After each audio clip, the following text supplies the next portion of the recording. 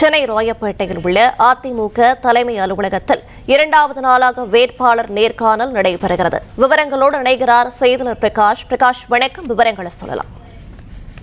2026 சட்டப்பேரவை தேர்தலில் அதிமுக சார்பில் போட்டியிட விருப்பமனு அளித்தவர்களுக்கான நேர்காணல் தற்போது சென்னை ராயப்பேட்டையில் உள்ள அதிமுக தலைமை அலுவலகத்தில் நடத்தப்பட்டு வருகிறது.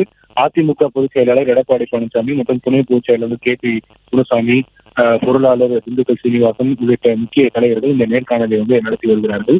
2ஆம் நாளான இன்று காலை நெல்லை, கன்னியாகுமரி, ராமநாதபுரம், சிவகங்கை, விருதுநகர் உள்ளிட்ட மாவட்டங்களில் இருக்கக்கூடிய சட்டப்பேரவை தொகுதிகளுக்கான அந்த நேர்காணலானது நடத்தப்பட்டு வருகிறது. இந்த தொகுதிகளுக்கு விருப்பமனு அளித்தவர்கள் தற்போது நேரில் வரவழைக்கப்பட்டிருக்கிறாங்க. மாவட்ட வாரியாக ஒரே குழுவாக அவர்கள் அமர வைத்து இந்த நேர்காணலானது நடத்தப்பட்டு வருகிறது. இன்று மாலை தஞ்சாவூர், புதுக்கோட்டை, திருவாரூர் ஆகிய மாவட்டங்களில் இருக்கக்கூடிய சட்டப்பேரவை தொகுதிகளுக்கு நேர்காணல் நடத்தப்பட இருக்கிறது.